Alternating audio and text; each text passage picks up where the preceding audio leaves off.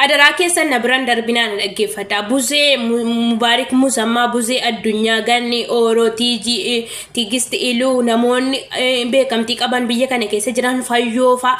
Sagalee koo kana isaan biraan nagaa. Mucaan piroofaayilii korra jirtu kun maqaan ishee Boontuu Dirribaa jedhamti. Godina Hamboodha. Amma Saawudii Jiddaa jirti. Erga dhuftee reefuu jee 8 maadaamii ishee wajjin wal lolte maadaamii ishee harka ishee iddoo baay'ee waraante sarbaa ishee kana miila ishee kana iddoo baay'ee waraante waraanamte miidhama guddaa keessa jirti. Guyyaa 5 dura gaaddanya isheetti dawwalte sagalee koo kana naa kaa'i. Yoo silkiin koo dingata cufame silkii kee sirraan fuudhanaan jettee na dorsisaa jirti. Yoo silkiin koo dingata cufame sagalee akka namni naa ta'uuf na baasi jetteetu gaaddanya isheetti mattee turte footoo ishee ergitee turte footoo ishee waraanamallee poosti godheen ture.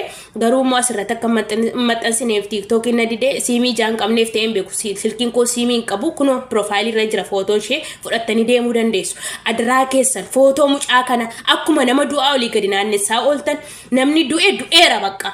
Achi as deebi'ee waan isiniin jedhu hin qabu.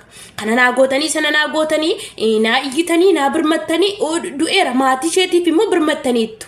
Sini galee gadda ishee irratti immoo hirmaattaniittu hin gaa bakka nama du'aa duukaan fiigina nama du'aa irraa hin iyyinaati kottaa mucaa kanaaf sagalee ta'a. Keessumatti shamarran biyya arabaa jirtan keessumatti iddoo kamiin Dubaayin jiraadhaa Beeruutiin jiraadhaa.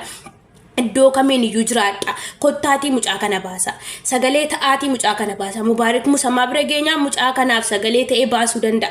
Eenyudha biyya keessa taa'ee ijoollee shamarran biyya arabaatiif dhiibbaa kanuun isin garuu namni biyya keessaa yoo du'e biyya laas yoo du'e torban tokko ji'a tokko isuma naannessitu bakka. Waa'ee walii keessanii isinitti dhaga'amu amma gaa yeroo wal taazzabuutu ga'e dhuguma waa'een du'a namaa isinitti dhaga'ame namaaf gadditu yoo ta'e kottaatii mucaa kana barbaada. Mucaa kanas olii gadi deemsisaatii akka isheen baatu fayyaattutu jirtu sin barbaadaa jirti na baasa. Bor yoo dhufte du'aa koo du'a na oolchitanii galatoomaa isiniin jechuu dandeessi yoo baate. Isin nama du'e faarfachuutu amalanuu ta'e. Yeroo namni du'e piroofaayilii wal godhachuutu amalanuu ta'e. Ingaa bakka hin boqotte miti nama boqote irraa hin iyyina. Dhugaa baastanis hin qabdan dhugaan biyya keenya keessatti ba'us hin jiru.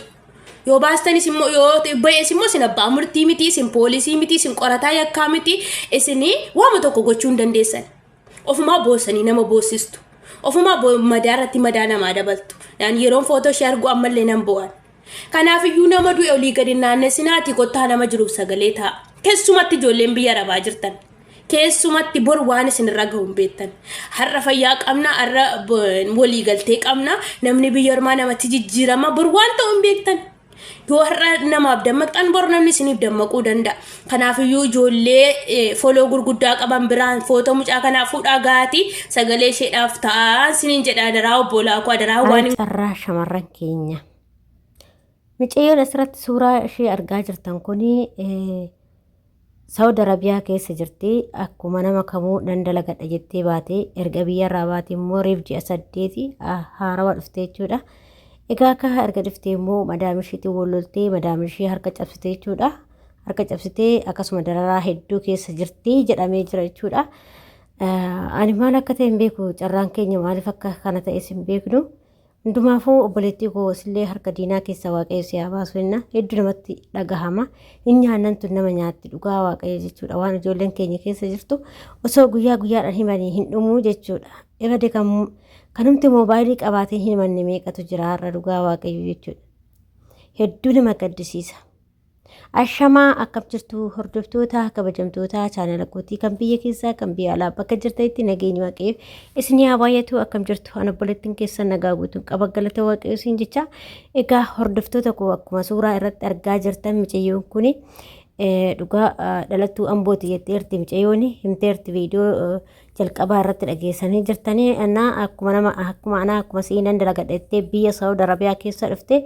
Egaa kan jirtu immoo magaalaa Jiddaatti. Magaalaa Jiddaa keessatti immoo hedduu dararaa hedduu irra gahaa jira micayyoo kana madaamii isheetiin waloltee harkas cabsiteerti. Anaan booda akka ittiin bahuu dhabee adaraa keessanii Oromoo koo adaraa odoo lubbuu yoo an jiru na baasaa jettee riikaardii naa gooti jetteerti micayyooni. Riikaardii naa gooti tananii Oromoo biraan gahee akkasuma namoota gurguddaadhaan akka acheessa na baasan jettee jirti. Akkuma beekamu kaa yeroo baay'ee ijoolleen keenya hedduu dararamaa jiru biyya ormaa kana keessatti. Carraan keenya hedduu takka baqa carraa keenya badaadha jechuudha. Dhugaa rabbi carraa badaa qabna.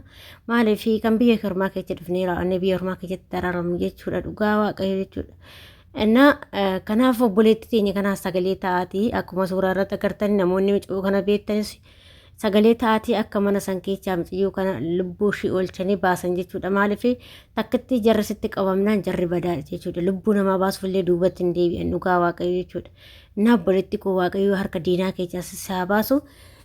Akkasuma dhugaa waaqayyo wanti deemaa jiru obboloota koo dhugaa hedduu garaas nyaata ijoollee shamarran keenya kan rakkachaa jiran jechuudha. Keessattuu karaa dallaalaatiin dhufanii ijoollee dallaallee yoo itti dubbatte biyya si buusne malee maal si goonaa argatanii hojjenne sin jedha malee mana si qayyaruun hin jiru jechuudha. Hin qayyaran abboo akka duraanii jechuudha.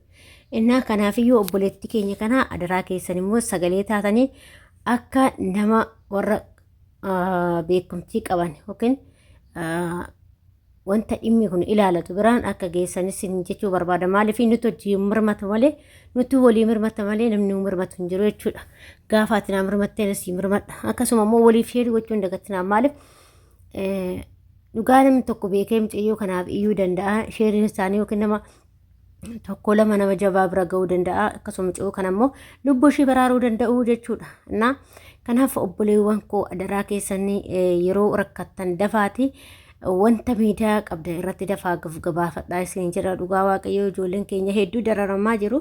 Nyaannan tun nama nyaatti isin jedha dhugaa waaqa anaa nyaatu saree koo dhugaa hedduu nama nyaatti haati fi abbaan ishee har'a naguma jirti fayyaaluma jirti jedhanii ilaalaa jiru. Gini akkatti jiru abbumaa fi abbaa fi nuti walii beeka ijoolleen biyya ormaa keessa jiru. Fakkeenyaaf akkaataa natti jiru anumaa fi isintu beeka jechuudha. Warri biyya ormaa kana jirutu beeka malee warri biyya keessaa wanti nu beeku hin jiru jechuudha. Akka yoo suuraa keenya ilaalan eeban akka malee tole namaa jiru. Garuu gaafa dhattee galtu akkasuma jirta jechuudha. Akkuma akka aga duraanitti hin geessu jechuudha. Maaliif bifa si jijjiiraa biyya ormaa kuni waa hunda hin furdatan jedhu malee hedduu takka wandumti isaayyuu bakkuma gizee duraanitti deebi'a jechuudha. Innaa kanaafiyyuu adaraa keessan obboloota koo mucayyoo kana du'a ishii oolchaayii warroonni beektanii immoo beektanillee jiddaan jirti jedhamee jira. Dararaa hedduutti irra gahaa jira jedhanii akkuma argitanii badaamii dhiisas ijoolleedhaan wallaan jarri nama teechistu isheen. Kanaafi obboleewwan koo adaraa akka mucayyoon kun achi baatu isiniin jechuu jaaladha.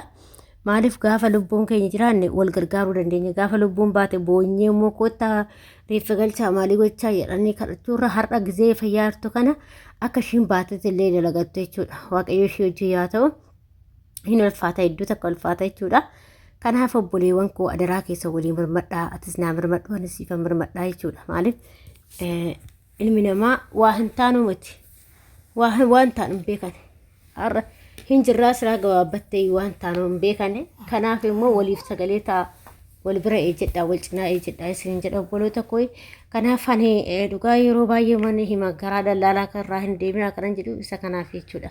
Gaafa ati karaa dallaalatti irraa deemte dallaalli banuma tokko si galchaa saniin booda akka ati taatitiyyuu si hordofuu jechuudha. Karaa seeraa odoo ta'e akkuma feelee ta'u hordofuu danda'a waan ta'eef garuu dallaalli kun isaanii erga birrii fi irraa quncifatan ijoollee dhimma isaaniitti himateechi yoo barbaadde aseentu hojii yoo barbaadde immoo ji'a lamallee sadii illee haa ta'e jechuudha. Isaan akkasii wanta isaan beekan jechuudha. Kanaaf adaraa keessanii obboloota koo waliif sagalee godhaa mucayyoo kanaa jechuudha. Nuti hanga yoomii biyyuma ormaa keessatti dararaan kun yoom akka nurraa hafus hin beeku.